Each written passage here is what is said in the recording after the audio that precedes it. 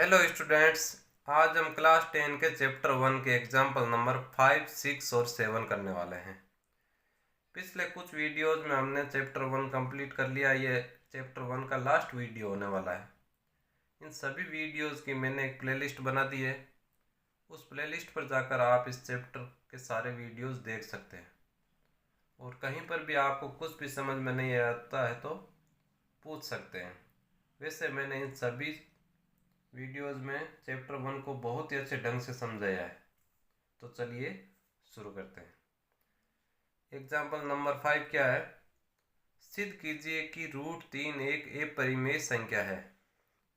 मतलब हमको √3 को एक अपरिमेय संख्या सिद्ध करके बताना है।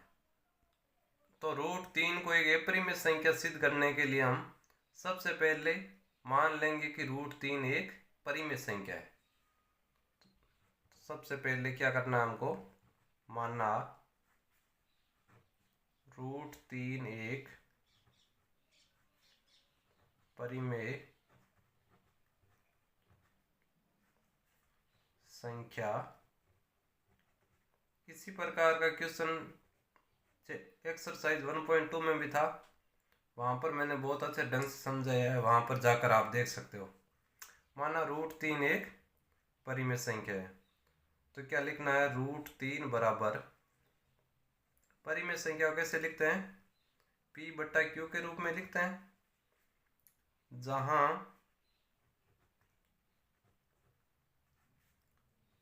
Q 0 के बराबर नहीं हो सकता, Q नॉट इक्वल टू 0, तथा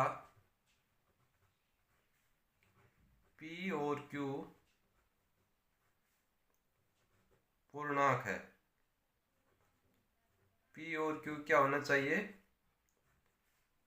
पूर्णांक। तथा P और Q सह अभाज्य है। तथा P और Q सह अभाज्य है। सह अभाज्य मीन्स इन दोनों में कोई भी सेम संख्या का भाग नहीं जाएगा। कोई भी सेम संख्या का भाग नहीं जाएगा। जैसे 10/4 होता है, इस दोनों में 2 का भाग जा रहा है, 2 का भाग देने पर आ जाएगा 5/2। इस प्रकार की कोई संख्या जिसमें एक के अलावा कोई भी सेम संख्या का भाग नहीं जाएगा, इस प्रकार की संख्या है ये P/Q। तो यहाँ Q को इस साइड मल्टीप्लाई कर लेंगे तो क्या आ जाएगा? √3 Q बराबर P, या फिर P बराबर √3 Q। इसको इस साइड लिख लिया और इसको इस साइड लिख लिया, उससे कोई फर्क नहीं पड़ता है। अब हमको क्या करना है? इसको समीकरण नंबर 1 दे देना है। अब क्या काम करेंगे? अब समीकरण 1 दोनों तरफ वर्ग करने पर,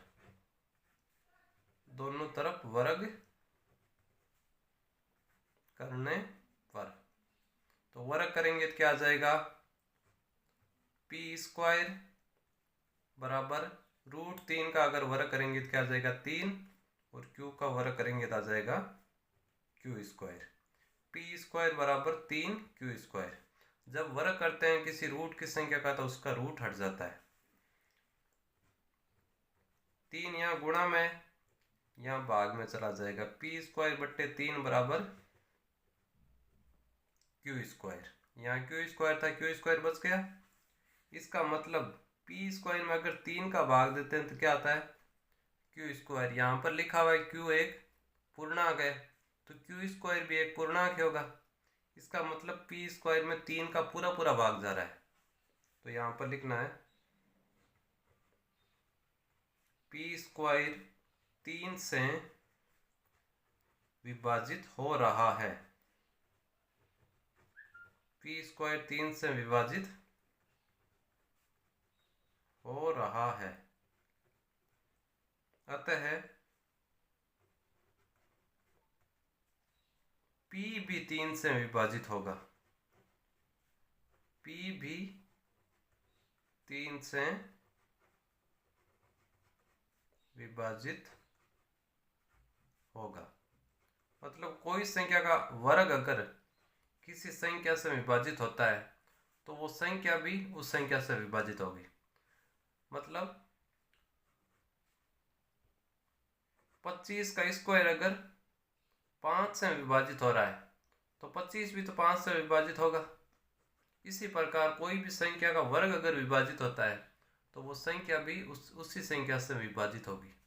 तो पी स्क्वायर 3 से विभाजित हो रहा है तो पी भी 3 से विभाजित होगा। तो p अगर 3 से विभाजित होगा तो क्या लिखना आता है, p/3 बराबर r।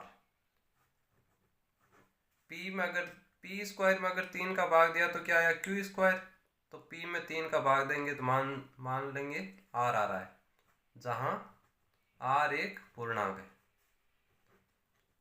जहां r एक पूर्णांक है, पूरा पूरा भाग जाएगा तो पूर्णांक आएगा। p बराबर 3r, 3 यहाँ पर गुणा हो गया तो क्या हो गया p बराबर 3r।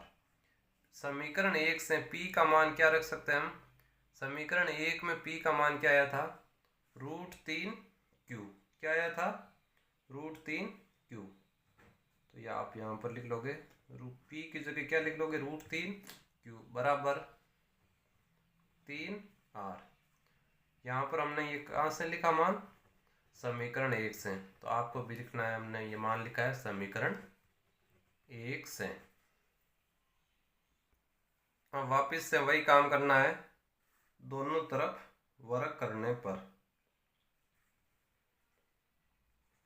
इसको भी क्या करेंगे हम, दोनों तरफ वर्ग करेंगे। दोनों तरफ वर्ग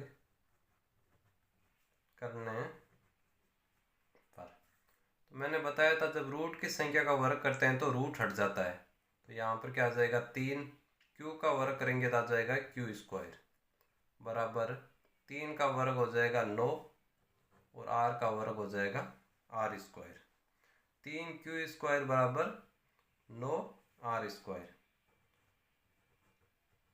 यहाँ 9 गुणा में यहाँ भाग में चला जाएगा बराबर r स्क्वायर।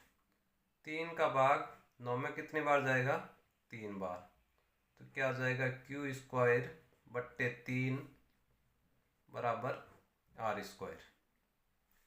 q स्क्वायर में 3 का भाग जा रहा है तो q में भी 3 का भाग जाएगा।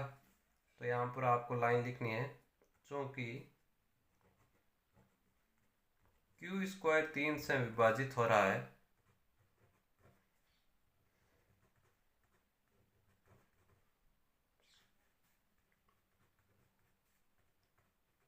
पिछली लाइन जैसे लिखी थी ना वैसे यहाँ लिखना है।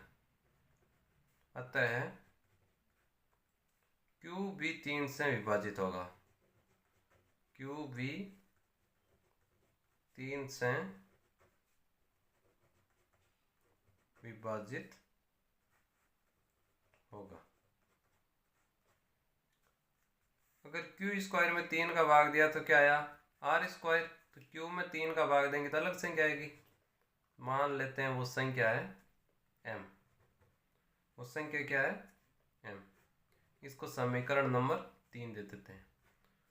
और जहाँ m एक पूर्णांक है, पूरा पूरा भाग जाता है तो भागफल एक पूर्णांक आता है। जहाँ m एक पूर्णांक है।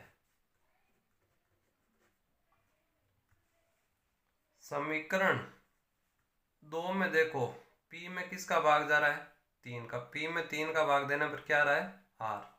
और समीकरण 3 में देखो q में 3 का भाग देने पर क्या आ रहा है, m। हमने शुरुआत में क्या माना था, p और q से अभाज्य पूर्णांक है। से अभाज्य है मतलब p और q दोनों में सेम संख्या का भाग नहीं जाना चाहिए। जबकि समीकरण 2 और समीकरण 3 से हम देख रहे हैं कि इन दोनों में 3 का भाग जा रहा है। मतलब p में भी 3 का भाग जा रहा है और q में भी 3 का भाग जा रहा है। इसका मतलब हमने जो परिमेय संख्या मानकर इसको शुरू किया था वो गलत चीज़ मान ली थी हमने। तो क्या लिखना आपको, समीकरण 2 और 3 से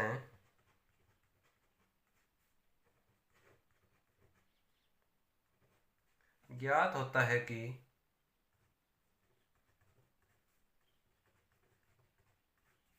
समीकरण 2 और 3 से ज्ञात होता है कि P और Q दोनों 3 से विभाज्य है। P और Q दोनों 3 से विभाज्य है। दोनों किस से विभाजित हो रहे हैं? 3 से।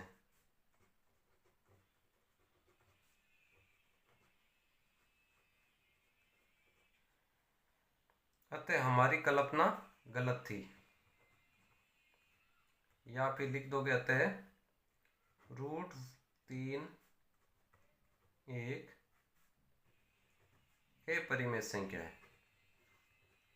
अतः √3 एक अपरिमेय संख्या है, क्योंकि हमने जो कल्पना की थी वो क्या हो गई, यहाँ पर गलत सिद्ध हो गई है।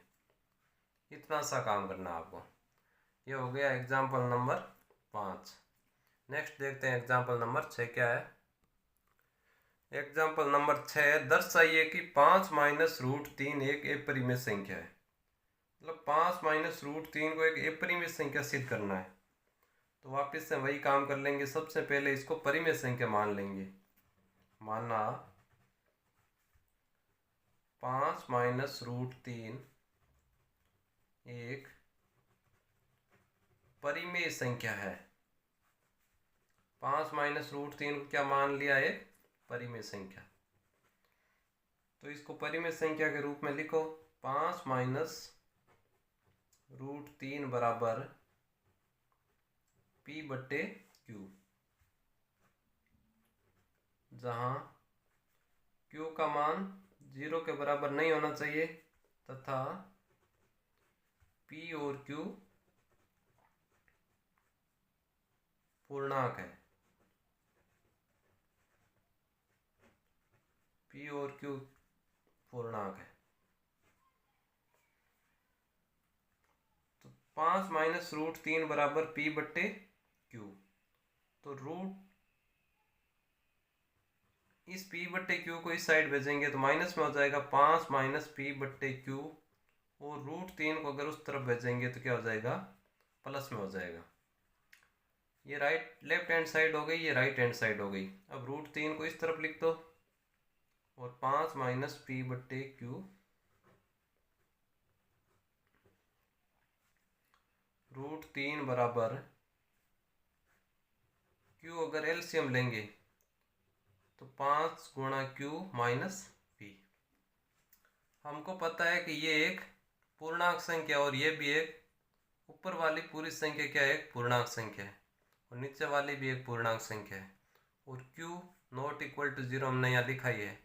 इसका मतलब ये एक परिमेय संख्या है।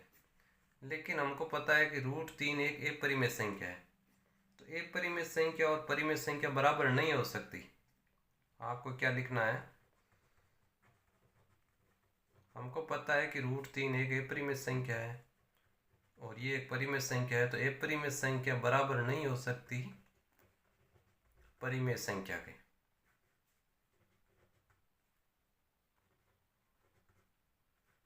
अपरिमेय संख्या ≠ परिमेय संख्या। इसका मतलब हमने यहाँ पर जो कल्पना की थी, माना 5 माइनस √3 एक परिमेय संख्या है, वो गलत कल्पना कर ली थी। अतः 5 माइनस √3 एक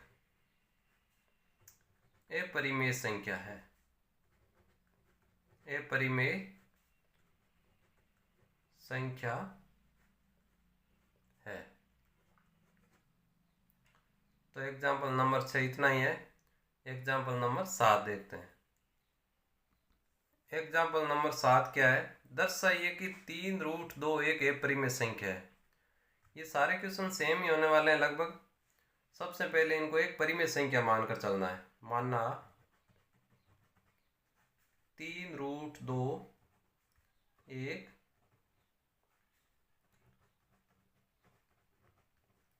परिमेय संख्या है। माना 3√2 एक परिमेय संख्या है। तो 3√2 बराबर क्या लिखना है, 3√2 बराबर P/Q, जहाँ Q नॉट इक्वल टू 0 तथा P और Q पूर्णांक है। P और Q पूर्णांक है। लेफ्ट हैंड साइड में केवल रूट वाली संख्या को छोड़ना है, तो यहाँ जो 3 गुणा में है वो भाग में चला जाएगा, P/3Q। P और Q दोनों पूर्णांक है। Q अगर 3 से गुणा हो जाएगा तो भी ये पूर्णांक ही रहने वाला है। P भी पूर्णांक, 3Q भी पूर्णांक, और ये Q अगर 0 के बराबर नहीं होगा तो ये नीचे वाली संख्या 0 के बराबर नहीं होगी। तो इसका मतलब ये क्या हो गई, ये परिमेय संख्या हो गई, जबकि ये हमको पता है कि ये परिमेय संख्या है। तो आपको लिखना है ये परिमेय संख्या, ये परिमेय संख्या है, जबकि ये एक परिमेय संख्या है। ये परिमेय संख्या और परिमेय संख्या बराबर में नहीं हो सकती। ये परिमेय संख्या नॉट इक्वल टू परिमेय संख्या।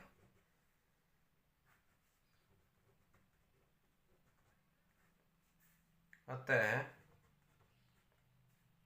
3√2 एक ये परिमेय संख्या है। आपको ध्यान केवल एक ही चीज का रखना है, जो रूट में संख्या है वही लेफ्ट हैंड साइड में रहने चाहिए। केवल जो राइट हैंड साइड में आएगा वो एक परिमेय संख्या आ जाएगी। तो हम लिख देंगे कि ये परिमेय संख्या नॉट इक्वल टू परिमेय संख्या। इसी प्रकार के 2-3 क्वेश्चन एक्सरसाइज 1.2 में भी है, वो भी इसी प्रकार से होने वाला है। अभी 2 एग्जाम्पल किए, वो भी ऐसे ही है। तो सब में सेम ही तरीका लग रहा है। तो धन्यवाद। कैसा लगा आपको ये वीडियो? अगर पसंद आए तो लाइक करना और अपने दोस्तों के साथ शेयर करना। अगर कहीं पर भी कोई दिक्कत आती है तो कमेंट करके पूछ सकते हो आप।